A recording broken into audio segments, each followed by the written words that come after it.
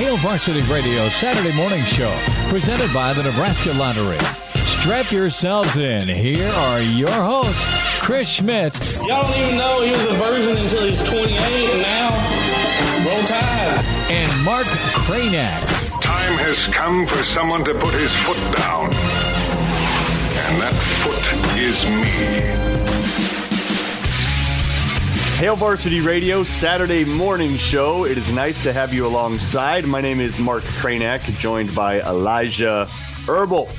And we got Damon on the controls today? No, Damon's last day was Thursday. Oh, so you're doing both. Yeah, I'm running double duty.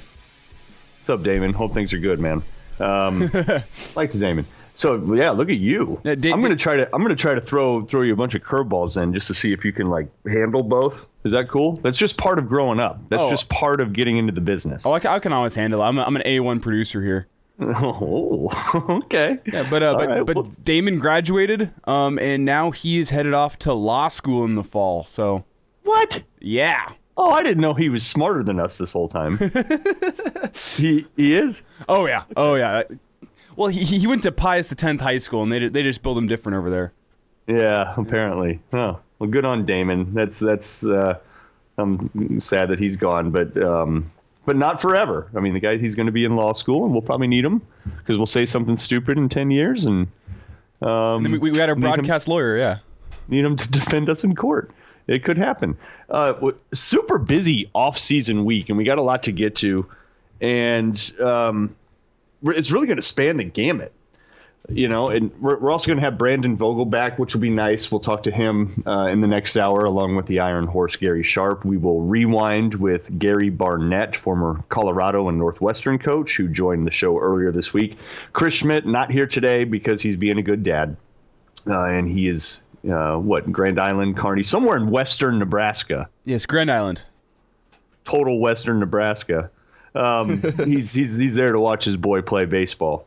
And so me and Elijah are filling in for you today. So, okay, this is sort of like one of those news roundup weeks, right? There's just kind of a lot of stuff cracking. One of them being, and I'm going to start here real quick, gloss through it. Lexi Sun announces that she is coming back with her extra year of eligibility that everybody now has. Of course, right? And in almost all the sports because of the extra COVID year. She did not have to do that, obviously. She was Gatorade National Player of the Year coming out of high school, two-time All-American, has plenty of pro and beach potential, but she decides to come back and run it back for Nebraska, which is just huge, especially with Jazz Sweet leaving. You maintain somebody on the outside hitting spot.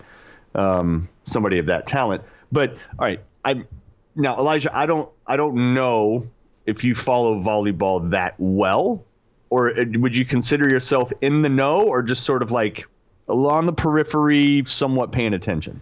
I wouldn't say I'm like in the know. I don't have any volleyball inside sources or anything. I consider myself a Nebraska volleyball fan because why wouldn't you be a Nebraska volleyball fan at this point? I mean, football team hasn't made a bowl game in however many years. Basketball team's on the come up, but still bottom half of the Big Ten. So why wouldn't you support the volleyball? It's like supporting the baseball team this spring. Like, they're good. I'm going to support them because I like Nebraska. Okay. All right. So you're nominally aware of the volleyball program. You support them. Are you familiar with the recruiting class that they signed in November? Best in the country. Do you know how best in the country, though?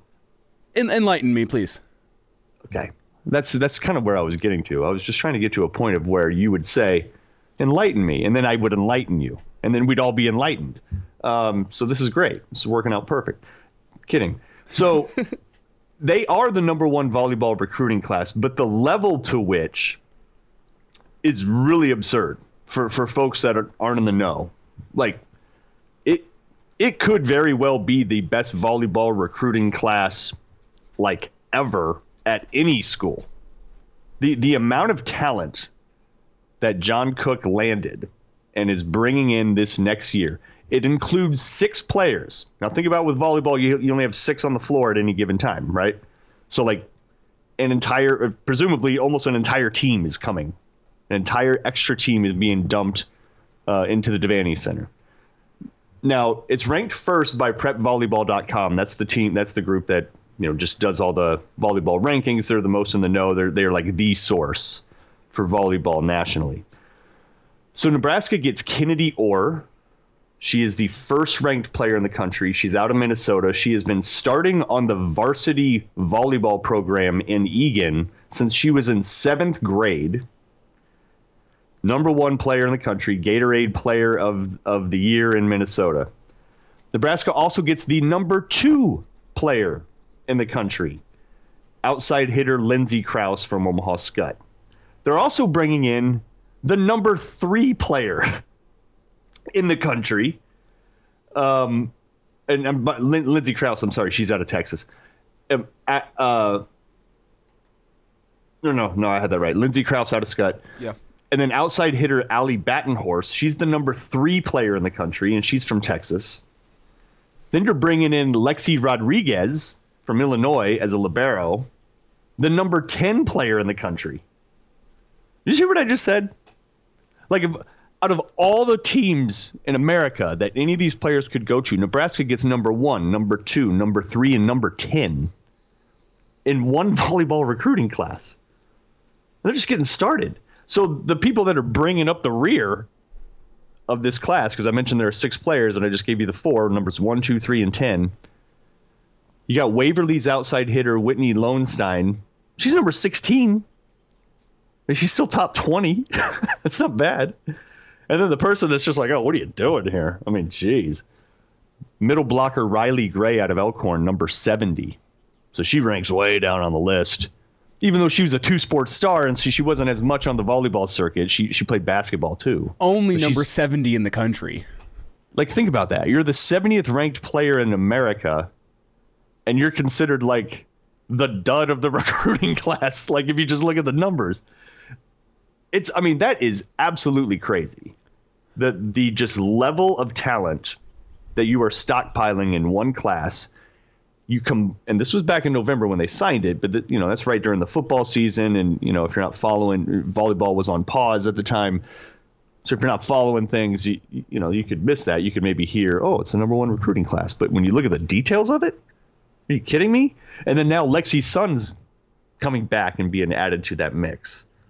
I mean, it's just and I'm trying to think about this, Elijah. I'm like, is there any other program on the campus that you can reasonably expect to have a similar type recruiting class? Any sport on campus, because that definitely throws water on the whole idea of, Nebraska's too limited geographically. The talent level isn't here, blah, blah, blah, blah. Now, Nebraska, prep volleyball is very well established in Nebraska. Per capita, Nebraska sends out more volleyball players to college than any other state per capita. It's not even close. Terry Pettit helped kick that whole culture off decades ago, and it's thriving now. But think about, could football pull in the number 1, 2, 3, 10 players? No. Is there any team in the country that could pull the top 3 players in a recruiting class? I mean, Alabama football couldn't even do that. I mean, they could try, and maybe a one-off year they could pull 1, 2, and 3, but I mean, how many other people could they even recruit if they're taking the top 3 in the country? Like, that's just ridiculous. And the quote I see here from John Cook talking about this recruiting class was how they did this was in the summer of 2017, they had a camp, and they called it the Dream Team Camp, and they just invited their top players, the top recruits in the country that they thought. And I just want you to realize, in the summer of 2017, these girls were, freshmen in high school? Imagine having your recruiting board so fleshed out as these girls are freshmen in high school that you invite the top 3 players in the country, and you're right about that, 4 years before they even graduate high school. That's ridiculous. And they just took all the top players in the country at this camp, and apparently it's a big success because now they're getting the top 3 players in the country plus number 10 plus whatever number. It's ridiculous. Yeah, it's crazy. And you're right. It starts a lot earlier in volleyball, and that has something to do with how girls develop compared to boys. So the signs are there a lot sooner. A lot of the girls are physically mature when they're much younger. than a boy is. That experiences bigger growth spurts. So, that's part of it. But even just that foresight to identify that level of talent, bring them in. And so they're already like bonded. They already know each other. They've already been staying in touch. And so, Nebraska volleyball does not look like it's going away anytime soon whatsoever. And you just cannot compare that to any other sport on campus. And as you mentioned, maybe even in the country, right? Like it's as good of a recruiting job as you can possibly have for any sport on any campus in the United States of America. It's really that simple. So unbelievable stuff. And then with Lexi Sun coming back, still don't know about Lauren Stivrins. She's on the fence. She obviously has a lot of pro potential, but if she comes back, plus these 6, look out. Mark, my question to you is, how long do you think John Cook is going to remain the head coach at Nebraska? He's getting up there towards retirement age, right? He's very spry. He's in very good shape. He's not. He's built a dynasty. Like, the only reason I see him going away is spend some time with the wife, kids, grandkids, whatever. But, like, what's his reason? He just recruited the top 3 players in the country. Like, that should be setting yourself up for national championships for the next couple of years. Like, why would you want to leave right now? Yeah, and who knows what his personal motivations might be to want to leave or not leave. But that was the talk whenever he brought in Hildebrand again, who was his assistant and then went off to USA Volleyball and then came back as the associate head coach, I believe. And that was kind of the whole. People thought that was the plan there. This is the head coach in waiting. It's kind of like Dabo Sweeney at Clemson. Sure. But then you see this and you go, well, maybe John Cook isn't ready to step away, or maybe he's setting the table a great recruiting class for his next head coach. I'm not sure, but regardless, John Cook's one of the best to ever do it, and I think it's gonna be a sad day when he retires. But as I'm looking at this right now, I don't see reason for him to retire. You're talking about a four-time national championship head coach. Been to the finals 6 times. Been to the semis 9 times. He's 12 conference titles. He's done everything you need to do. So, who knows what his motivations will be? Who knows if it's been rumored, and it is not a stretch to think it could happen. It would just depend on how the university power structure wants to go. But there's been talk that when and if Bill Moose leaves, that John Cook could be a really viable candidate.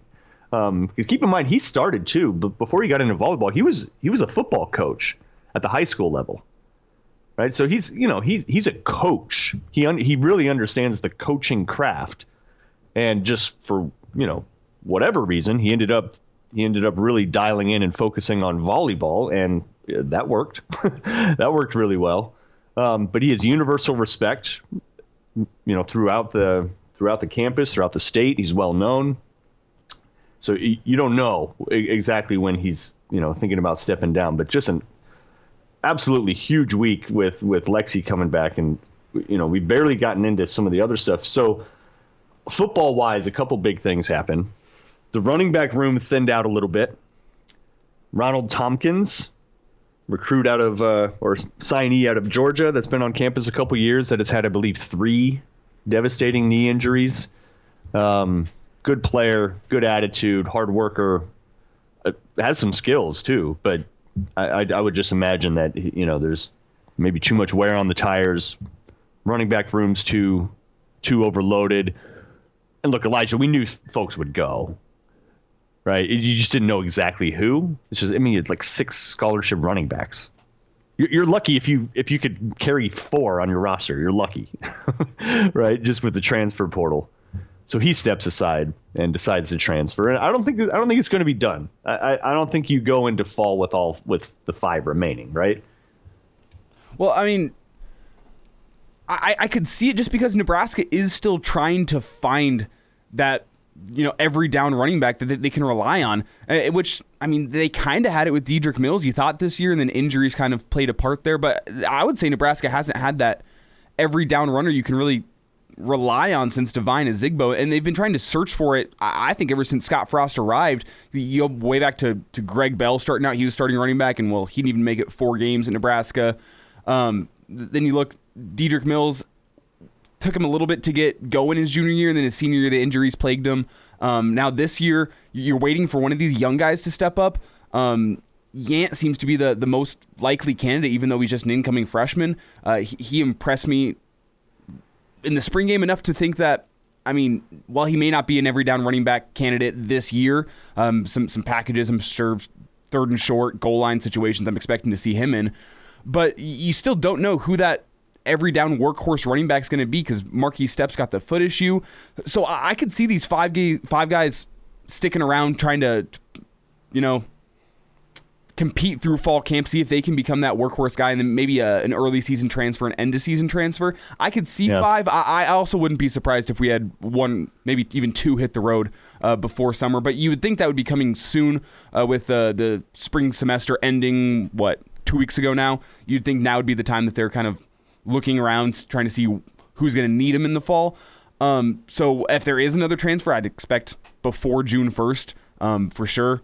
So I could see it either way. I do not see it as a surprise that a running back left. Now, I'm not surprised that Ronald Tompkins was the one who left, considering the knee injuries that he had kind of derailed his career a little bit. Rooting for the guy, though. Hope he lands on his feet somewhere at a school that's going to be able to utilize him and his talents, because really the small, shifty, like speedster back that Scott Frost recruited whenever he first started coming here has shown that it doesn't work in the Big Ten. Yeah, it doesn't. It could if you have an embarrassment of riches and you just use it as a What you curveball. need to have that every down back that can come in and, run it up the middle, take on a linebacker in the hole, cause some pain to that linebacker, because then whenever the speedster running back comes in, it's going to be much tougher for that linebacker to be able to adjust whenever he's got a downhill 240-pound running back running him over, and then the next play he's got a 180-pound guy running around the corner, beating him to the edge. Like that's what you need, but you can't have that little guy trying to beat you to the edge every single play, or else the linebackers are going to adjust.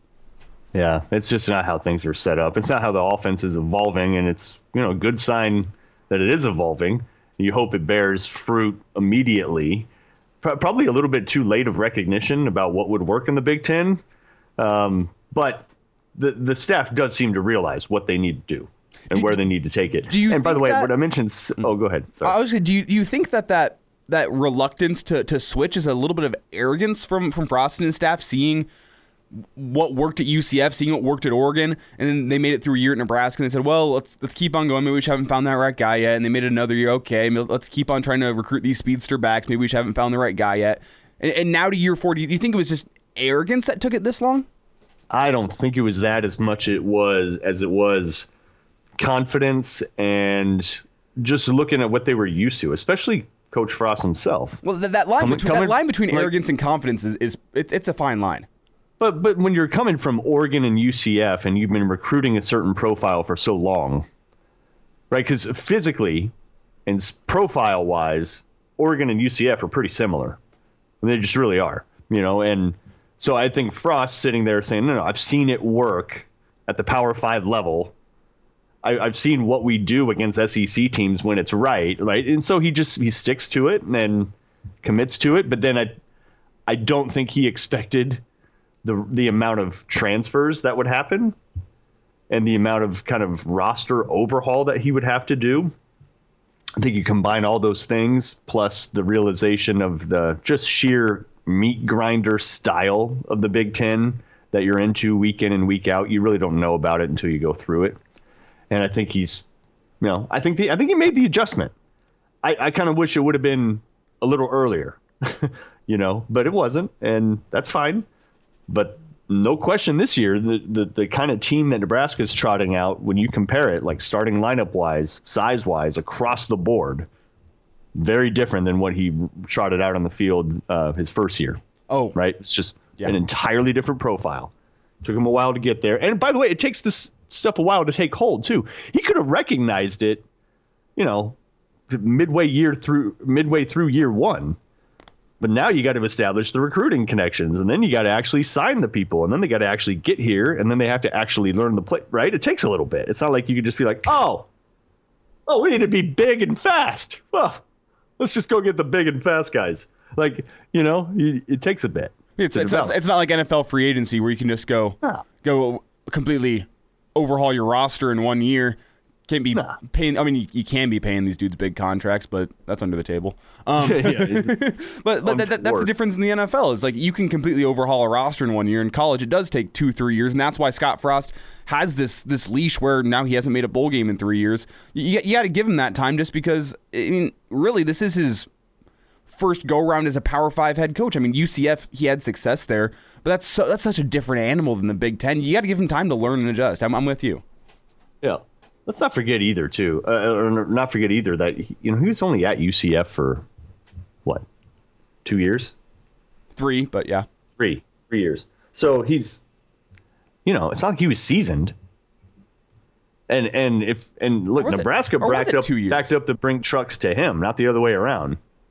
He didn't come begging for the job. Nebraska begged him, ready or not. I think he probably knew he wasn't entirely ready, right? Like, you probably have that confidence as a coach at that level in your ability, no matter what, and you always convince yourself that you're ready for anything. But having only 3 years experience, I mean, it takes a little bit to learn on the job. So we'll see if he's pulling the right triggers and see if things pan out starting this year, right? Like, I think this is a year where you should start to evaluate wins and losses.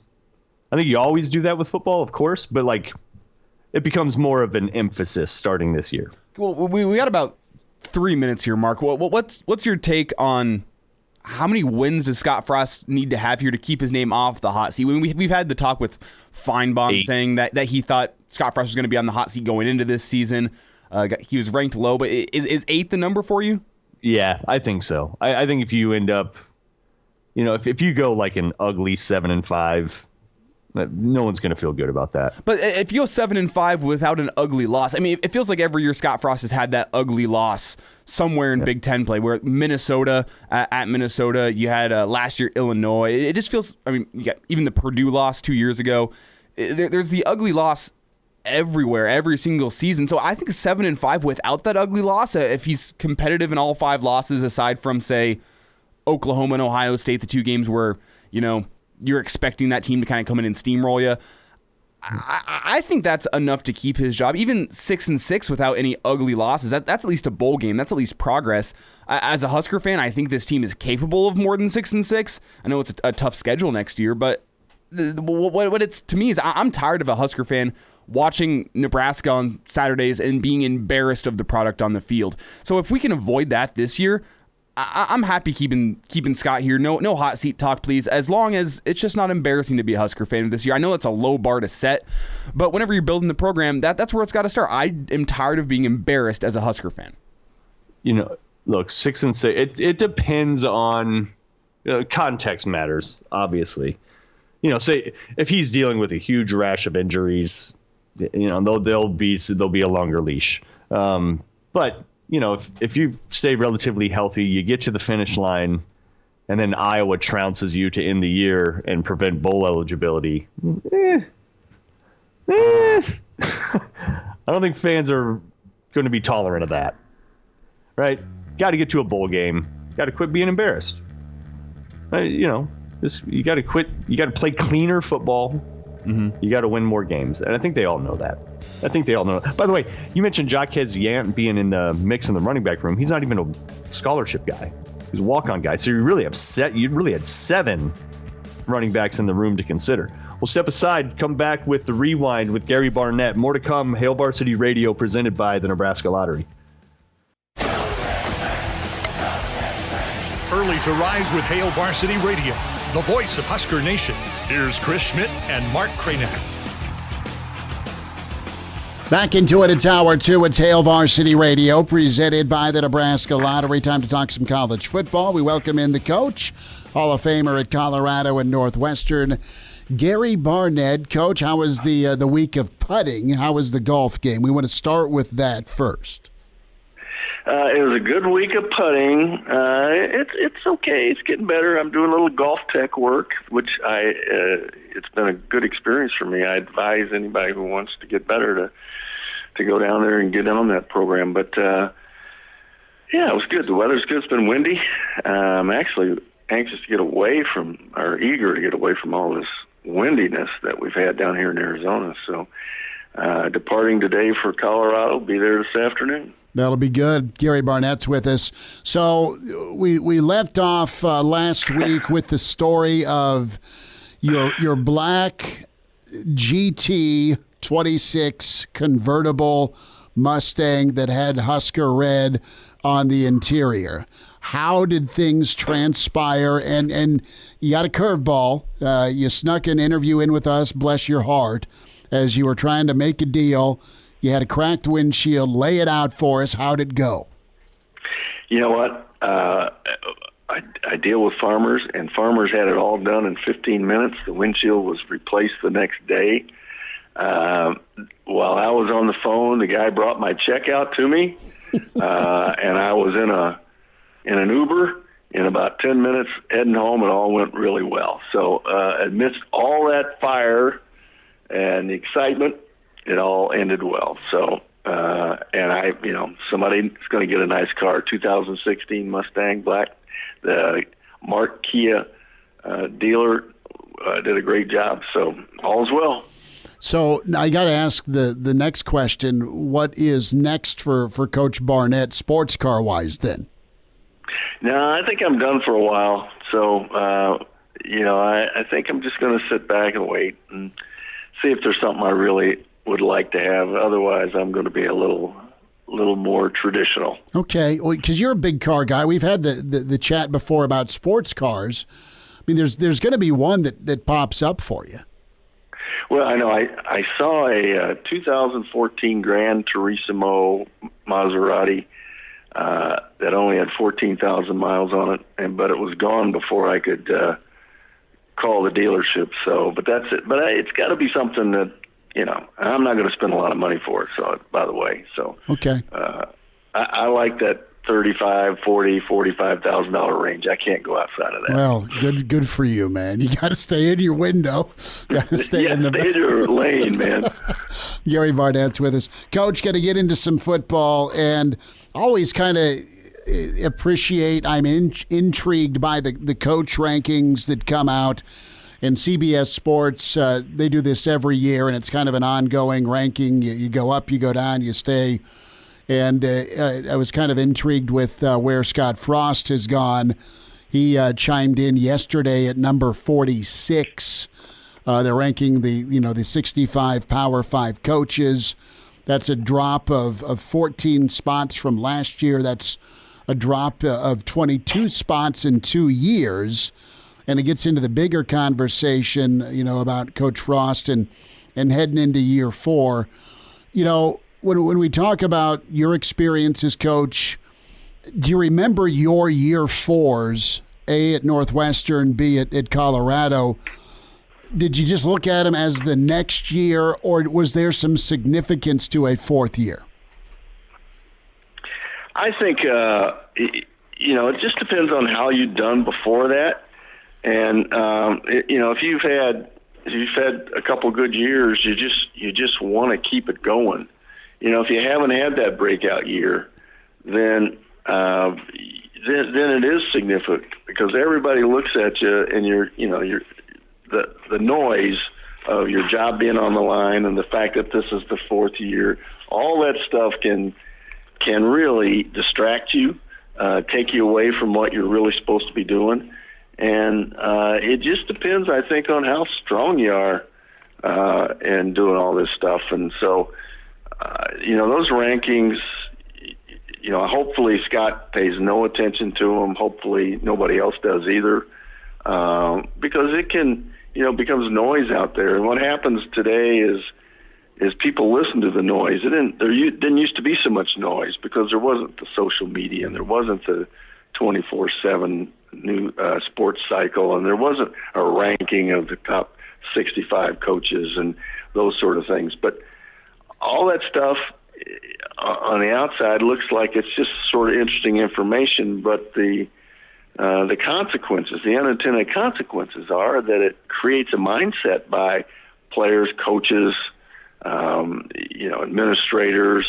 It gets in there, and if people are likely to let that stuff get in their head, then it becomes an issue, and it's usually negative.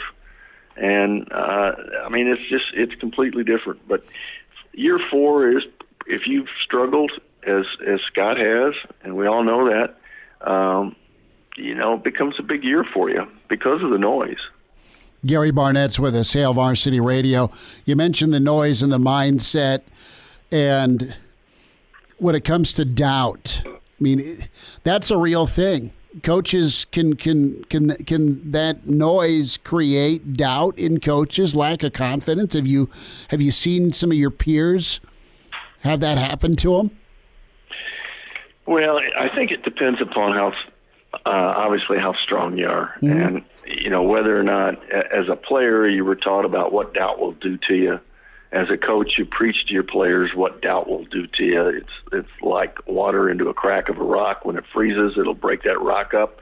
If you let that water in, if you let that doubt in, that has the capacity to do that. So it just depends on how strong you are and how much you really believe in what you're preaching. And so you're always thinking, am I good enough? Am I doing this right? Am I going in the right direction? Am I making the right decision? And you need to contemplate that kind of stuff and be realistic about it and be objective. But sometimes the noise takes away the objectivity, and all of a sudden,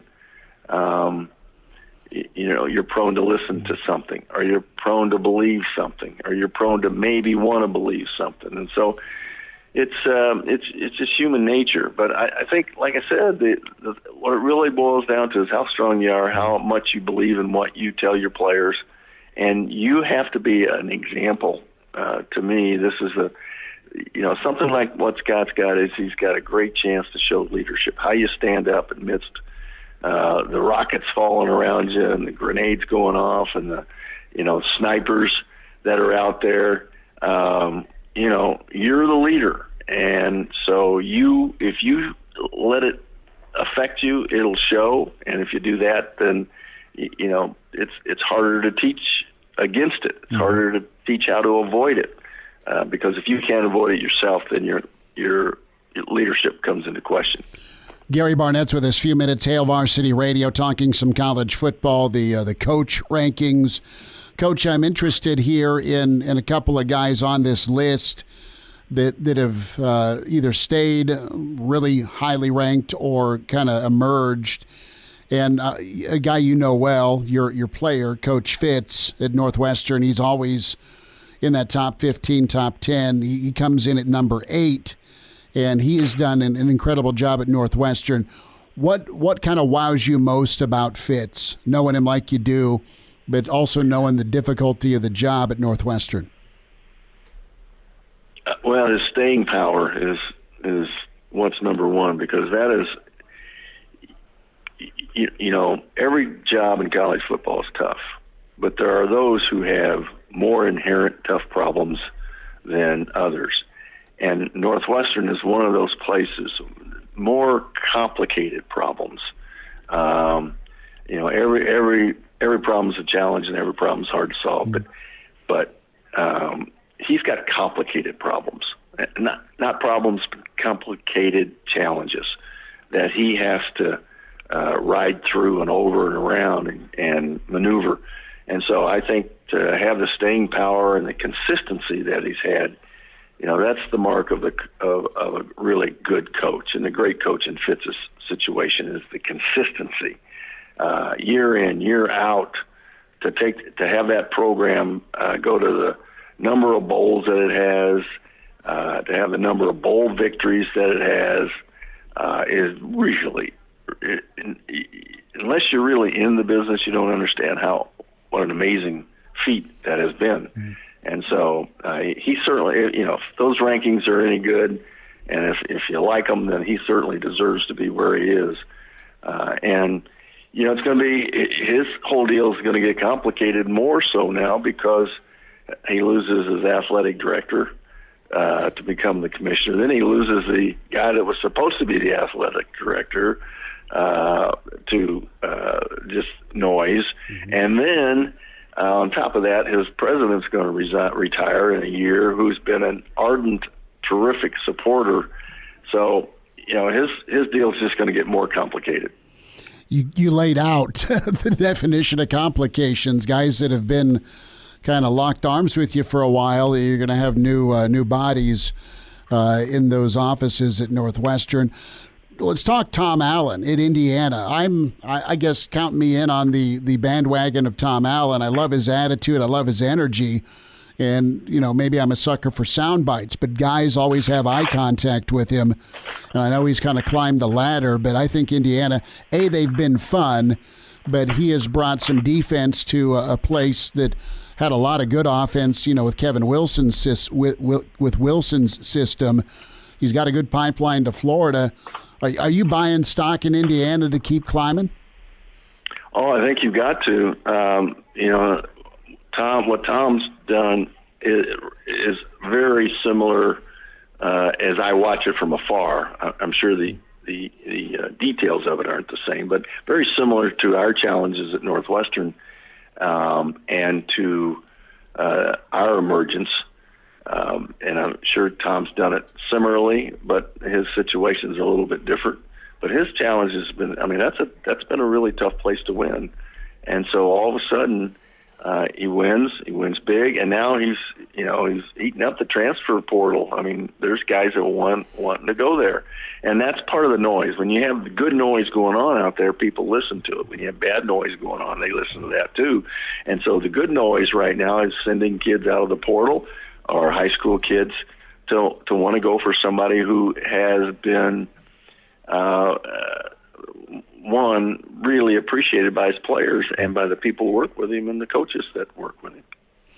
Coach, when we talk about that good and bad noise, you have the possibility of complacency. Say you've done some things you've never done before. How do you battle against complacency either week to week or season to season? How do you and I was talking to a guy that is pretty big into the Bama program yesterday, and that's like kind of the one of many things they marvel about with Saban is there's just not a lot of complacency now. They're loaded with talent, but he's not putting his feet up a lot. As a coach, how do you deal with that complacency element if it kind of starts growing after success? Well, I find that humorous to hear people talk about coaches getting complacent. I'm telling you, it just doesn't happen. That's not the way coaches are bred. That's not the way they're brought up. But what about your team? What about your team? Well, it's all about leadership. Mm-hmm. And so, leaders don't let their people become complacent. Leaders influence. And it's your job to get young people, young men, to understand the damage that complacency can do. And you've got to constantly make them aware. It's got to be a constant push. Everything you do in your program's got to be an example of avoiding complacency and staying, continue to move up. No matter, the higher you get, the harder it is to go and continue the arrow going up. Mm. But you've got to do it. That's who you are. So, it's all leadership, and, he's a perfect example at Alabama. Mm-hmm. Nick's a perfect example of, he's not complacent in anything. And so, nothing in his life. And he lives his life that way. And so that's what young people are watching. So when that's all you're around, when that's the only thing your coach shows, then it's catching. It can be catching, and you hope it is. A thought on quarterbacks as they head into their senior year. And you've seen some mistakes by kids as they were young, and you've seen them get more seasoned and make plays. What was kind of your game plan when you knew you had a senior quarterback coming back to help maximize their best and go out the right way? What was your plan? What were the goals as you worked with those quarterbacks as they went into their final ride? Well, it's not any different with your quarterback than any of your other players. And, if you've done a good job of communicating and you have a good relationship, right what he wants, and he knows just what he needs to do because you've helped him outline that. I mean, it's a process that you go through from the time they're freshmen, and as they change and evolve and get better, you're right there with them. You know what they've got to believe in what you tell them.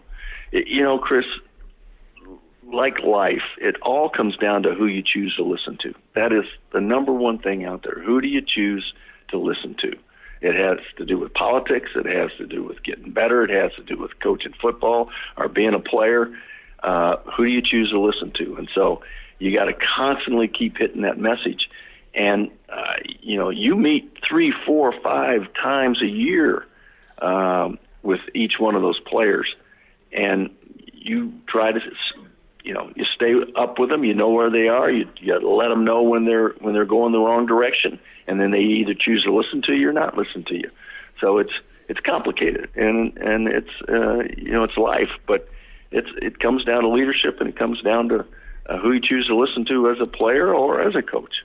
Two guys you had great bonds with, and you're still close with today. Let us in, if you can, just to that relationship with Joel Klatt and also Darian Hagan. Nebraska fans remember both, obviously, but those are two guys that you smile about a lot. Yeah, no question about it. Hagan was one of the most fun kids I've ever coached, but you had to keep him challenged because he was so talented that he's a guy that could become complacent. And so I had to come up with something creative just to get him to practice taking snaps because, it was just old hat to him, and he needed constant challenges. So, instead of just taking snaps from the center, I made him take snaps and throw the ball down the field into a bucket. And so then I would bet him as to how many he could put in there. And so, but you had to come up with that stuff with Hagan every day just to get him to do those sort of things because he was so talented. Joel was a grinder and is a grinder to this day. And Joel took everything on his shoulders. Never got complacent. He needed to get more complacent at times. He needed to loosen up. So it's, you got to hit you got to find the right button and you got to hit it.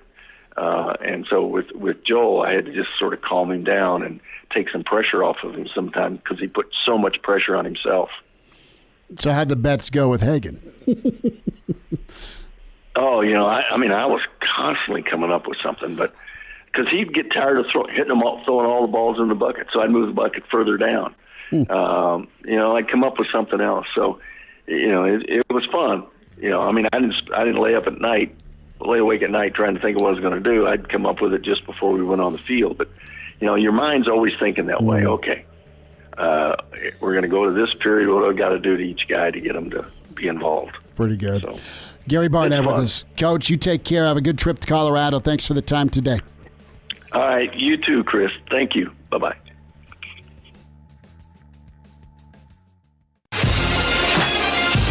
The Hail Varsity Radio Saturday Morning Show, presented by the Nebraska Lottery.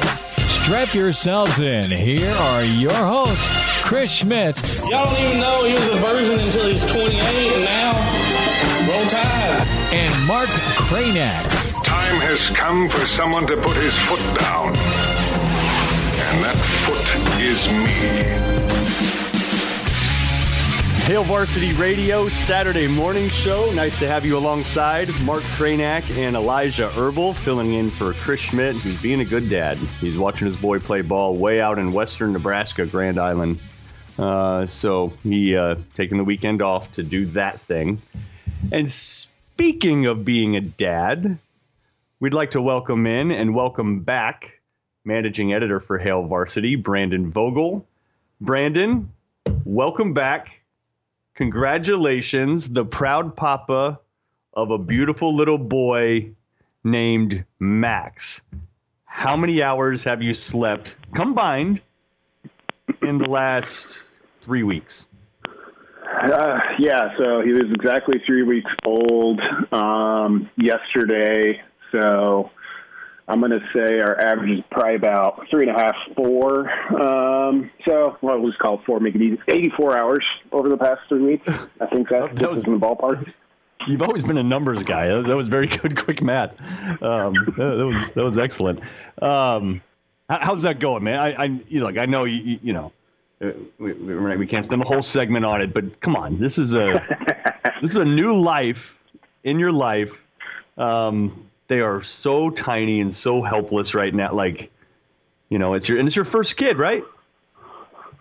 It is, and it is a totally new life. Thinking about it back in retrospect, of the day of is like, we went there with the old life we had, and then you leave 3 days later with an entirely new one, which I know a lot of people have experienced that. So, but I love it. I really do love taking care of him. All in all, I feel like so far we've gotten pretty lucky. He's gonna wake up every few hours, and that's how it goes. So the sleep part of it gets a little bit tougher. You stack a couple of rough nights, and boy, you really are. The frustration level grows, but for the most part, I've been really, really fortunate. I think he's been a pretty good baby. Brendan, I was going to say, as a young 20-something single guy, that the concept of having a kid is still just so foreign to me. So do you recommend it? Right now's your chance to warn me away from it. Do you recommend continuing our species?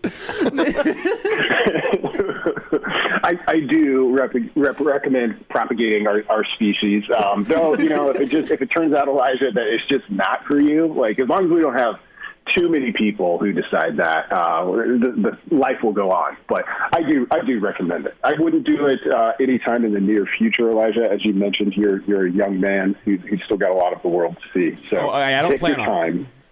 There you go.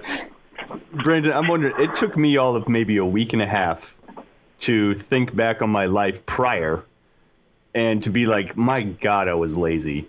And I had I had such ample rest opportunity, right? I mean, have you already come to that realization of like, what did I even do with my time? Yeah, and especially with the timing of where this one fell. Our main issue just came out on Wednesday, so I came back 2 days before that went to press. You just have to get a lot more efficient of like, okay, I've got 3 hours, and yeah, I would love to just sit on the couch and take a breather for a second, but you better use those 3. Otherwise you're just going to fall so far behind on everything and I'm big on efficiency in all facets. So I'm grateful for the help, even though if it's not a ton of fun all the time. All right, last little baby talk here. If you don't already own it, you probably have discovered that would be really nice to have it. Like, I think the only requirement for having a baby that you need to like purchase is a rocking, reclining, swiveling, overstuffed chair. And because you speak about efficiency, the baby's going to pass out on you. You're stuck. You can't move. You maybe need to adjust a little bit. You maybe need to sleep while the baby's sleeping on you. You drop your phone. You need to be able to swivel and get it. Like, it is the most efficient device that you can have in your home for your comfort, for his or her comfort. It's just a required. Like, do you have that? I do not, but I'm going to take that under advisement and prepare a proposal for the remaining members of my household. We have a rocking chair. It's very kind of bare bones. Like, it gets the job done. It puts you to sleep. But you were right.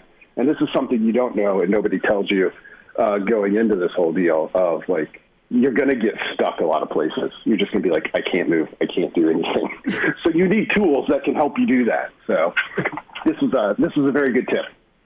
You bet, man. And because I know that you have raising an infant brain right now, I can also like text this to you later so that because you won't even remember this call. So, and that's fine. The brain can only take so much. All right, let's transition here into. We want to start off with volleyball here and the announcement of Lexi Sun coming back. She's going to use that 5th year. No word on Lauren Stivrins yet. You couple that with Nebraska's recruiting class that's coming in, and want to dive into more detail about that in a bit. What does that do to Nebraska's prospects coming into next year, considering that I thought they looked look, it's a very good program, obviously, but a little outclassed physically, right? Once they got deeper and deeper in the tournament, like when you saw the level of physicality from Texas and from Kentucky, Nebraska's like a quarter step behind that. What do you think this does to their prospects coming into this next year? Yeah, for me, I looked at it as a little bit of a bridge, or maybe a widening of the bridge, with Sun coming back between kind of Nebraska's previous / current era, and I'm including kind of 2017 in there, that kind of build towards national championships, and this new class, which people have been talking excitedly about for very good reason, for a year and a half now, which is going to represent kind of a new era for Nebraska volleyball. You bring in 6 people. I mean, that's an entire starting roster for a volleyball team potentially. So you're just going to turn over quite a bit. So having Lexi, I think, broadens that transition period for them. It's not such a clear cut okay, this was the Nebraska of the late 2010s, and now this is 2020's Nebraska. And that's a good thing. I mean, Lexi's obviously a very good player. She's an All-American. I get the sense that with the way this past season ended against Texas, some of the stuff that happened afterwards, and this isn't just, Lexi, it's Coach Cook as well. I think there's a pretty high level of motivation, and we've seen in volleyball before at Nebraska and plenty of other places, you bring in these high-powered recruits, and they can have an immediate impact. It's not so much like football where you can have immediate impact freshmen, but they're still, they're not like first-team All-Americans. In volleyball, that happens. So, and I think Nebraska has that kind of class. So, Brandon, you talked about this new era for Husker volleyball. Lexi Sun's going to, I assume, be the leader who's going to be able to bring these new girls in and kind of get them adjusted to the team, get them playing at that level. So how important do you think it is that Lauren Stivrins, her decision to either return or go pro? I mean, as a Husker fan, should I be rooting for that, or is it time to kind of turn the page and get this new era in and get this new era some playtime? No, I think definitely root for it. She, of course, is really good and is really, along with Nicklin Hames, the emotional heart of these past couple of teams. And I think, and Lexi Sun has provided really good leadership and evolved in that role as well.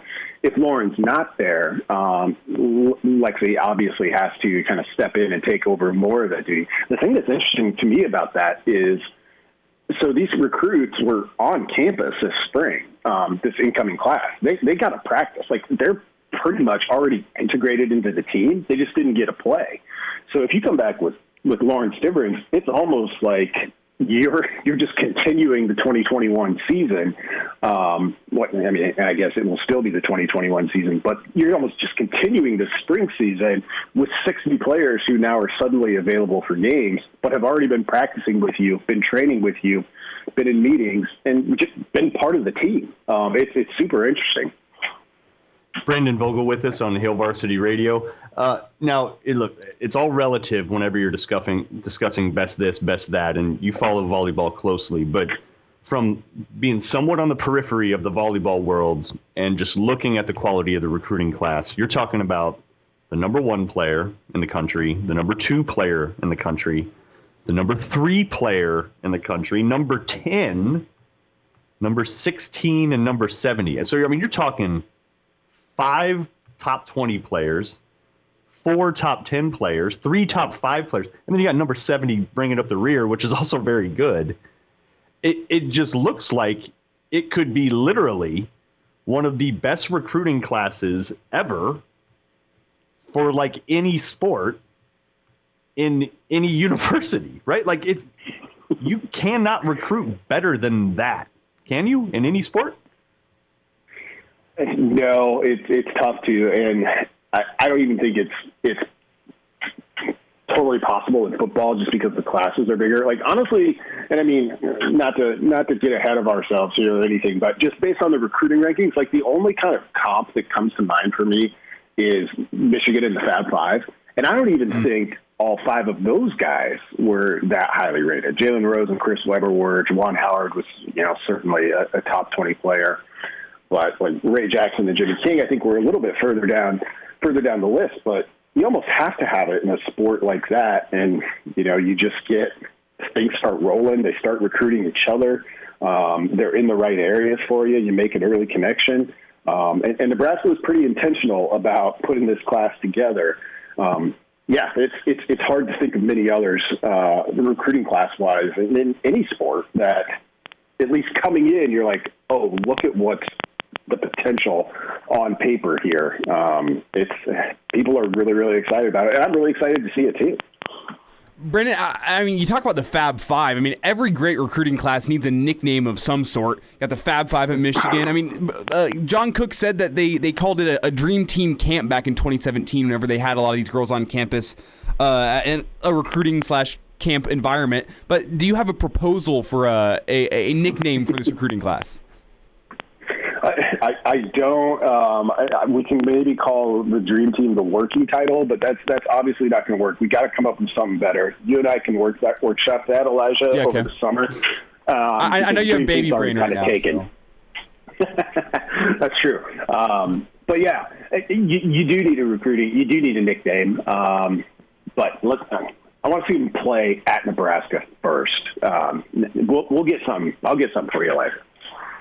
Sensational Six can be. I mean, that's not that exciting, but I don't know. Maybe just build from there in your workshop session. Put that on the whiteboard and then just let it branch from there. I'm not trying to raid your guys' session. Can I come to your session? I guess is what I'm saying. Is that can we? Let's all do that. So some other news this week: Nebraska Northwestern Dublin. 2022. Your thoughts on that? Opening the season against, I would say, when you look at the history of Nebraska Northwestern, that's their most competitive. That's the most equally competitive matchup, I think, in the Big Ten across the board, in terms of opponents at Nebraska, really since the start of the Big Ten. Just for whatever reason, those two really get into clashes. What do you think is starting the year across the pond next year with Northwestern?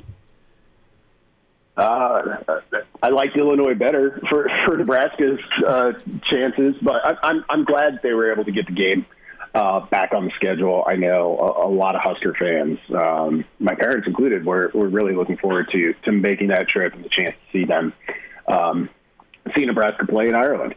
So that's good. The tough thing with Northwestern is, and I think 2021 will be interesting for them.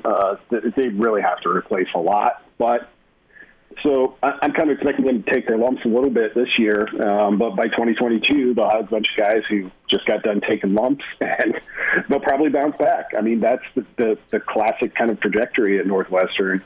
And what you have with that program is, they're so buttoned up, they're so detailed focused that when you look at moving a game to Europe, things have a chance to get a little bit, it's just, you have to deal with a lot of different things.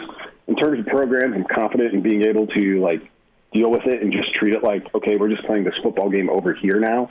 Northwestern is pretty high in that group, so it's going to be presumably it'll be a pretty tough game. Like you said, all of the Nebraska Northwestern games have been tightly contested for the most part, so it's not going to be an easy one. But I'm glad Nebraska's getting the chance to do it still. Brendan, we were talking back in the first hour just about the surplus of running backs that Nebraska has right now in that room. And now Ronald Tompkins announced into the transfer portal. He's going to be out of that running back room. But there is still just a lot of young talent sitting in there. So my question to you is, by the time we get to this game in Ireland, who do you think is going to step up out of that room and be a feature back, or will there be one? Yeah, I think one will emerge by that point. Who it is, I'm like everybody else. I'm not sure. I would probably put my top two picks at the moment as Marvin Scott and Gabe Irvin. I think I don't want to just totally gloss over Savion Morrison or Marquise Stepp, but I haven't seen as much of either of those guys, and not that I've seen a ton of Irvin.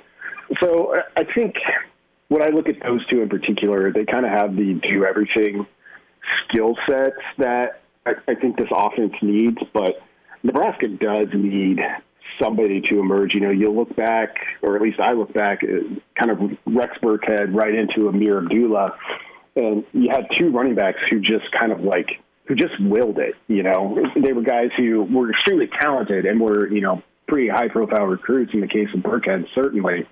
And they showed that ability, but they also showed those, you know, the plays where there's nothing there, and they still made something happen. And Nebraska's had some good running backs since those two, but they haven't had guys that consistently do that. And do they have one now on the roster? I don't know. They have a lot of options, though, which isn't a bad thing. Yeah, and it's interesting you bring that up, and I'm right there with you. But then you even before Rex Burkhead, Halu, right? So you had a string of multi-year reliable starters that all had sort of different game-breaking type attributes. For probably about 8 years or so, and you really haven't had that since. Yeah, I mean that was like my entire youth was Helu into Burkhead into Amir Abdullah. And at the time, I just thought that was what was expected. I just thought that was normal. Well, and it kind of was, though, Elijah. I mean, for quite some time, it was just, running back, and then they pass on the torch. And for the most part, I think if you look back over the 30 years, Nebraska's probably had more seasons with multi-year starters at running back than not. It's just kind of how it's been for a long time. So, yeah, interesting to see kind of who emerges, who emerges out of that group. Now, Brandon, I know too, especially Greg on the team and Jacob and Derek and Aaron, expecting a pretty big recruiting month here in the next couple of weeks, aren't we? Yeah. So things are going to open up across the board for most teams throughout the country. And, Nebraska has had a lot of time to kind of plan for this grand reopening, so to speak, with their camps and what they're doing. And, we see some things that are a little bit familiar from what they've done in past summers. And there's going to be some new pieces to it too. So they're going to, I think every team's going to be in the, hey, let's make up as much ground as we can as quickly as possible. I certainly expect that from Nebraska. And, back in March when I kind of wrote a recruiting feature, these June, July are really, really crucial summer months because the data would suggest that you're in the sweet spot in terms of players who commit then. It has been in the past kind of the perfect time for keeping those players on campus. Guys who are too much earlier than that, they get a chance to get new offers and so on and so forth. Guys that are a little bit later than that, maybe they haven't done all of their due diligence. So this summer period is when you kind of get, I think, the bedrock of your class built, and you tend to get guys who stick around. So we'll see how much the haywire timeline forced by the pandemic might change that. But over the past 20 years at Nebraska, that has certainly been the case. Brandon, before we let you get out of here, I just want to ask you, what is on Brandon Vogel's recruiting wish list? Not necessarily any players, but is it a high-level quarterback? Is it that difference-making running back? Is it a deep threat wide receiver? Give me one position or one position group that you think, yeah, that's what I want Nebraska to be focusing on recruiting this summer. There's a lot of options there. I think maybe I'll just take the biggest swing right off the top and look for some kind of singular defensive line talent, which is much easier said than done. The competition is high for those guys. I'm not talking about, they landed a 5-star, defensive end from Georgia, so that would be awesome if they did. I'm talking about kind of D-line recruiting at the level that we see from Iowa and Wisconsin. And Nebraska hasn't been far behind. In fact, I really like the defensive line they have coming back for 2021. But you're still kind of looking for that singular playmaker, the type of player who just is capable of causing problems all on his own, no matter how you scheme against him and how many people you devote to him. It's been a while since Nebraska's truly had one of those too. So I'll always put, just with the competition level out there for those recruits, if you can get a singular guy or even just a underappreciated sleeper type of player at defensive line, you're going to reap the benefits for multiple seasons. Brandon Vogel from Hail Varsity, the managing editor and proud new father of Max. And Brandon, don't worry, we recorded this call, so there will be proof that it happened, because I know you will soon forget it. So just let us know if you're just like, hey man, what happened on Saturday? We got the recording, okay?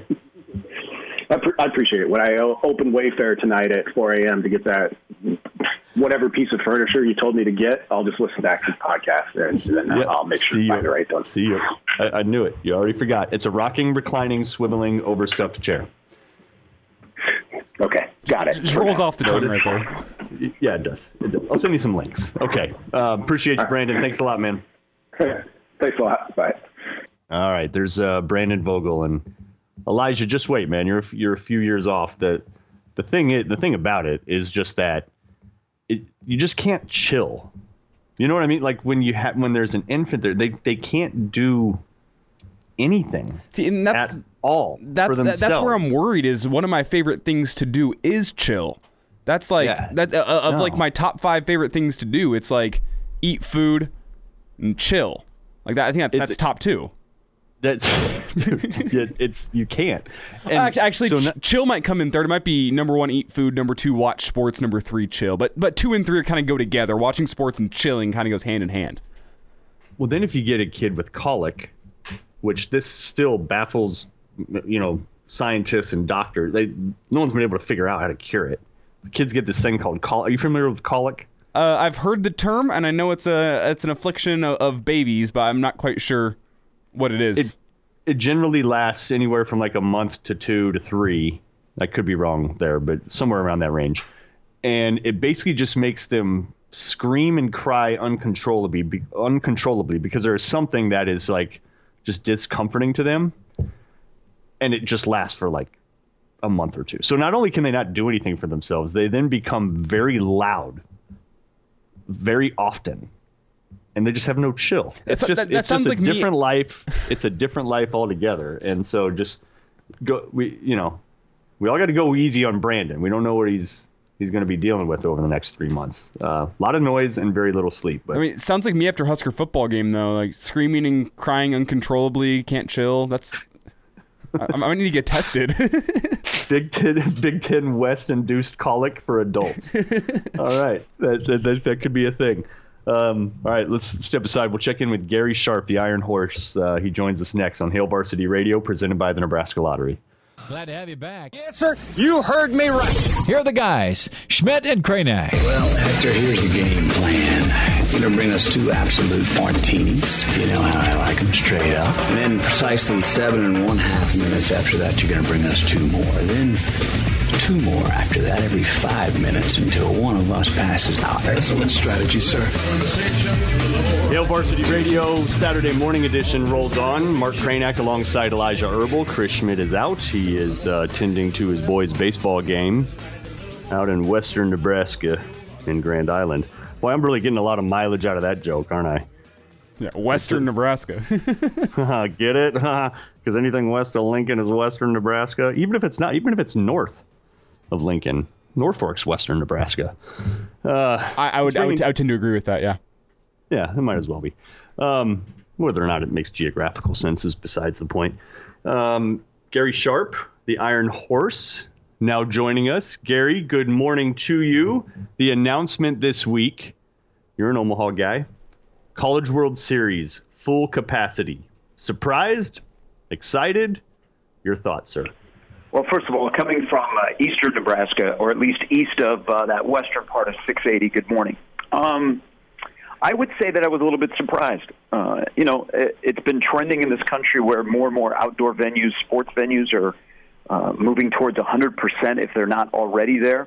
But we're talking about the NCAA, and they've really given no guidance locally to CWS Omaha on what they were going to do outside of the 50%. So the people that handled tickets were moving forward, and they were giving their season ticket holders options of how they were going to choose their tickets, what kind of packages they were going to go with. And then this was a quick about face by the NCAA, and I think the right move to get it to 100%. I can tell you there's a lot of people that own restaurants and hotels and other businesses that are impacted by the College World Series are really, really excited. And then you turn that into some of the teams that could be here have passionate fan bases that you know that after missing the College World Series, they'd want to be here in 21. So it was a great day for Omaha and the College World Series, and, just another sign. I think we're turning the tide on the COVID in terms of people being comfortable going to large gatherings, whether it be the College World Series where you're going to average probably 24,000 a game, or in the middle of August, people don't bat an eye to say, yeah, I'll be one of 90,000 people at Memorial Stadium for a Garth Brooks concert.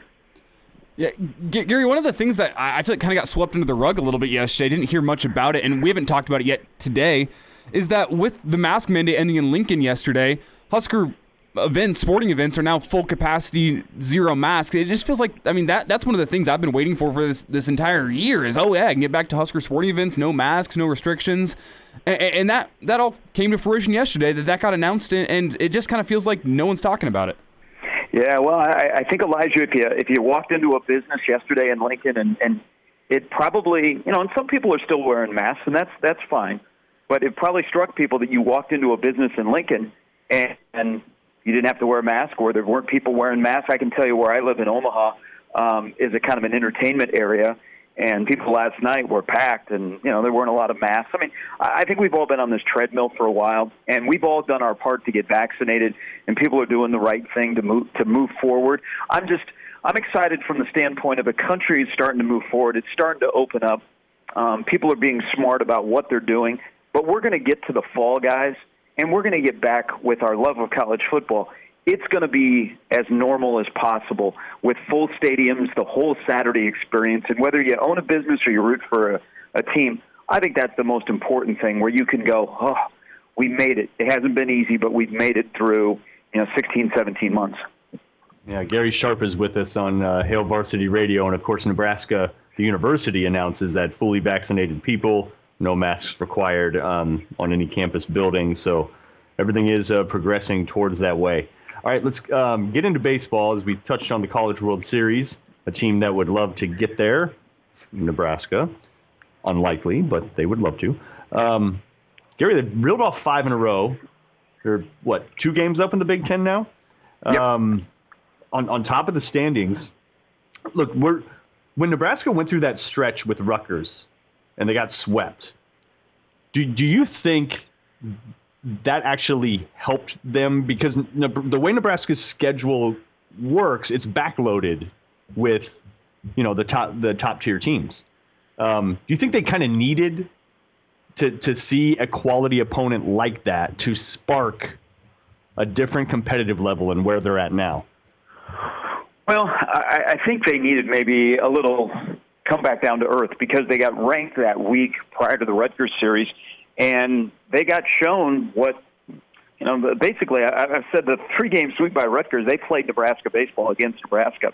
And, and since then, Nebraska has responded accordingly. And at some point, the baseball season is a marathon. It's not a sprint. You get a little wake-up call. And Nebraska locked it down, and they've been more focused, and you can see they're playing a lot better. And as a result, as the schedule, as you alluded to, Mark, got tougher and it ramped up, Nebraska has been playing some of their best baseball. And maybe still their best baseball is ahead of them, but what they're doing is they're winning series, they're winning games, and who would have thunk it on the next to last Saturday of the season, in the regular season, Nebraska's got a 2-game lead in the Big Ten. They probably have the coach of the year in Will Bolt. They probably have the freshman of the year in Max Anderson, and they're probably going to be a tough out if they're a 2 seed going to a regional that is not in Fayetteville, Arkansas.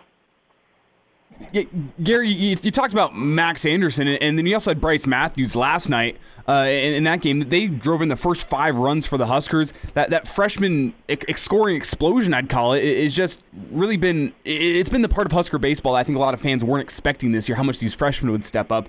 So, these guys still, I assume, are going to be playing until their junior years at Nebraska. Well, what can we expect out of these guys? Not to look too far ahead, but, these guys just seem like difference makers right away. Can we be talking about maybe putting some pieces around these guys and maybe College World Series in 3-4 years could be something that this team could be shooting for?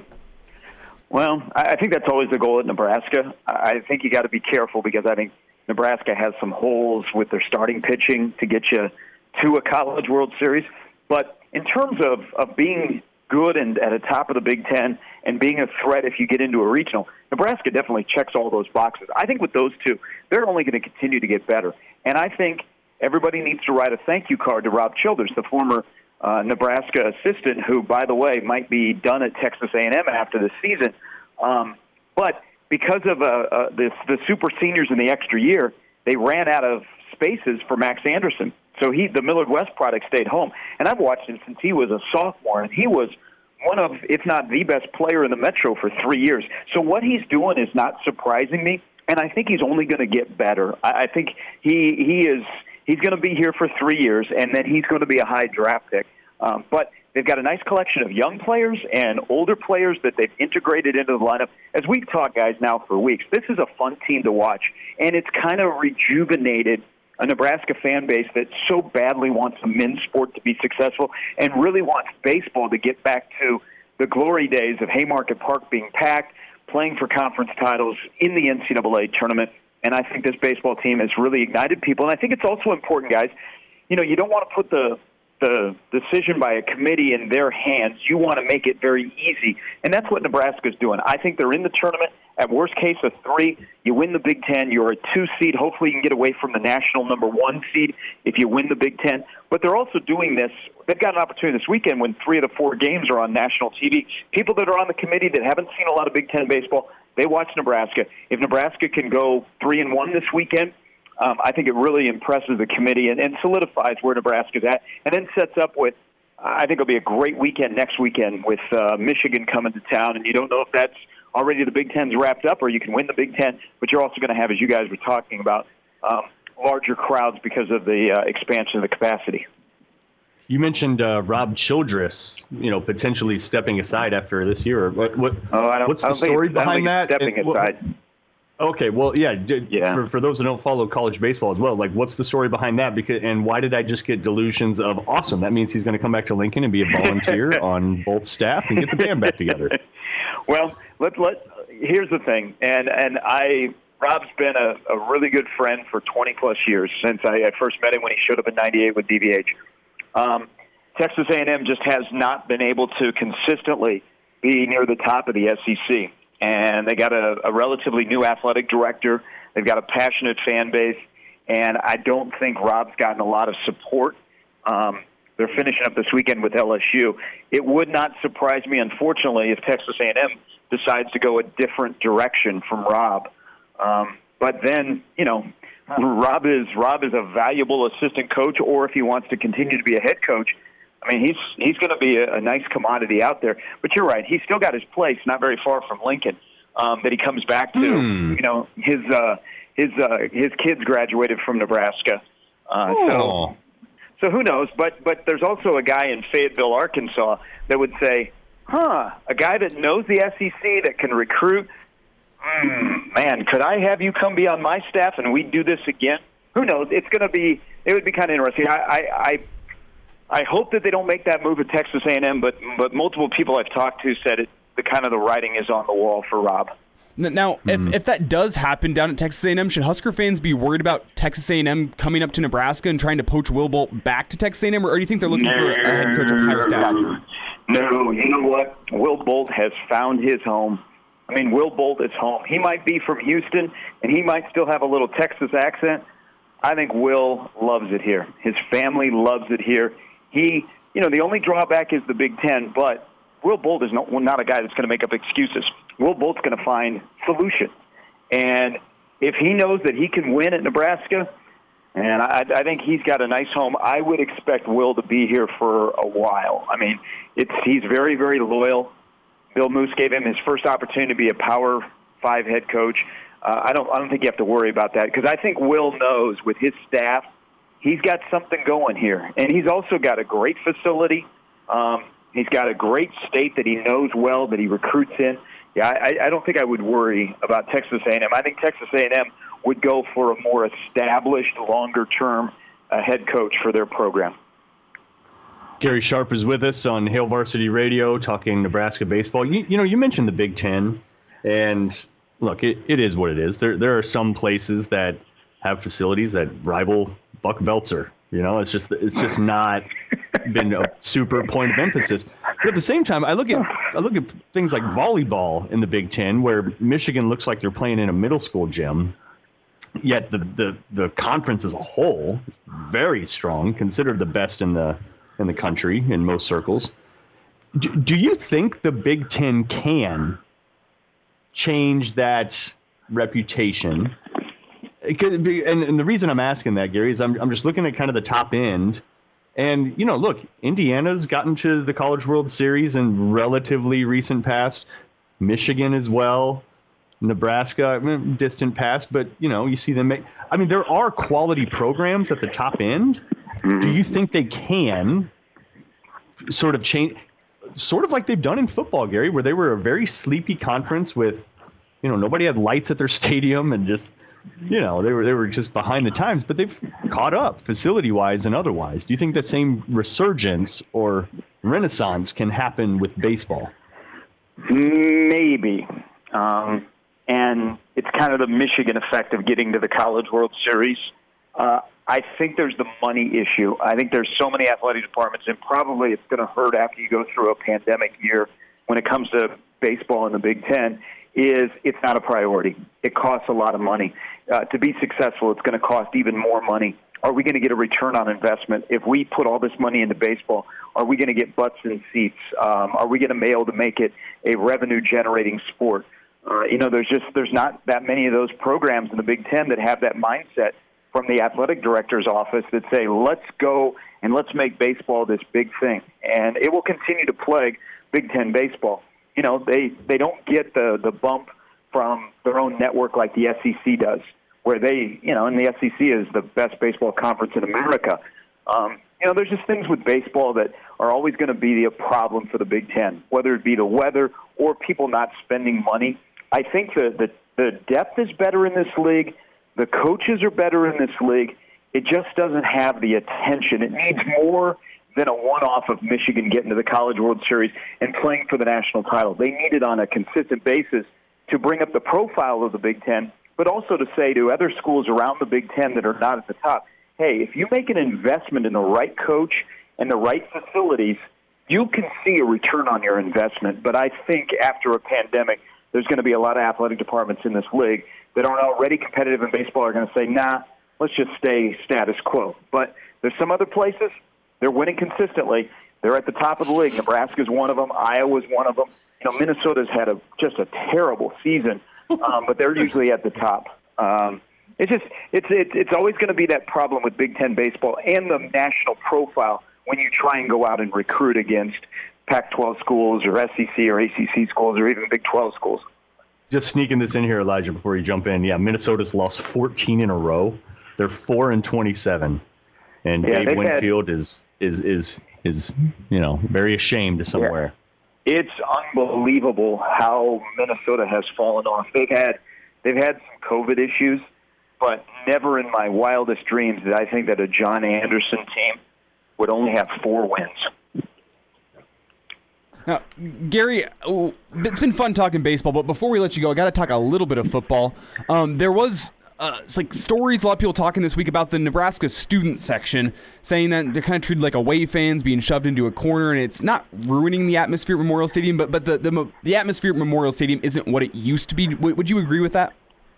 Yeah, it's not what it used to be because the team that plays there, no. I mean, people say, well, you know, Nebraska's a tough place to play. It's a tough place to play when the team on the field is good. The atmosphere at Memorial Stadium is not threatening. We are the nicest people in the world. We say to the visiting team, hey, I hope you play well today. We clap for them coming off the field.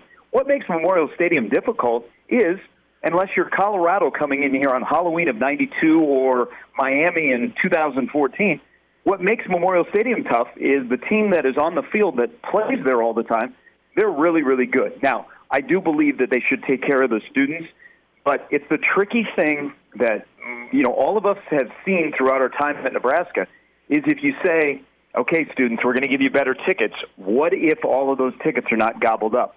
You know, they want the students because they're your future donors and season ticket holders.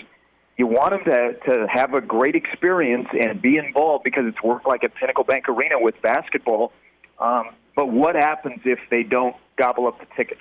Winning cures all in so many different ways. And when it comes to student section and student involvement, I believe the same thing.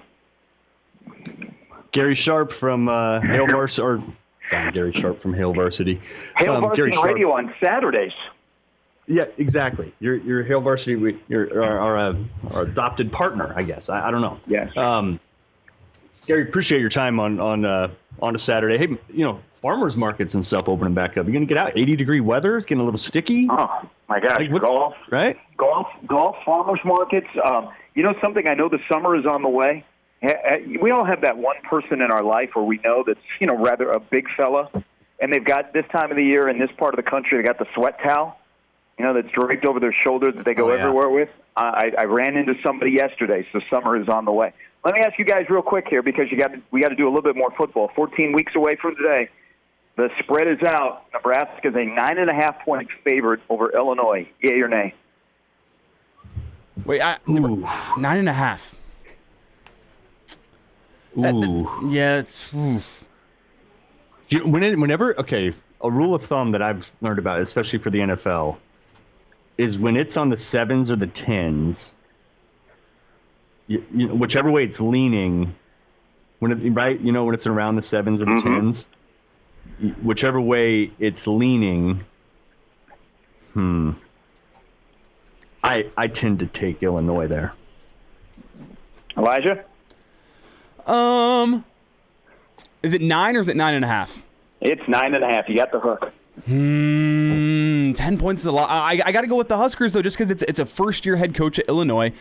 He's got some talent. You got to think the Huskers going to be motivated after that result last year. I'll take the Huskers, but it'll be close. It'll be like Huskers by 13. Oh, okay. All right. Well, anybody would take Nebraska by 1. I think anybody would take nowadays. Oh, very true.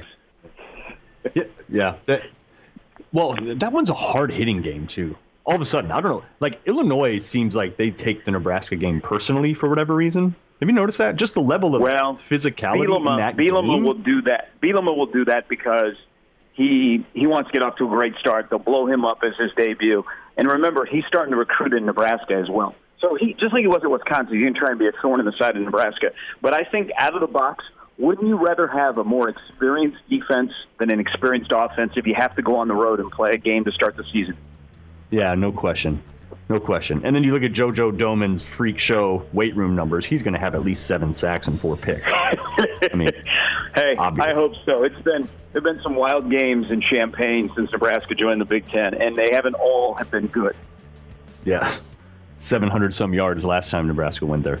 All right, Gary, appreciate you, man. I hope you have a great weekend, and we'll talk to you next weekend. You too, guys. All right. There's Gary Sharp, the Iron Horse. Where are we at on time, Elijah? Well, we should have been going to a break there about 10 seconds ago, but we can go for another 20 here. And I'll just say, back at it Monday. Chris is going to be back in on a Monday. I think that's all I got here. So what do we got? 11 seconds now? Yeah, 9, 8, 7. How should we fill that time? Let's get into the running back room. And okay, all right, we'll talk to you next time on Hail Varsity Radio.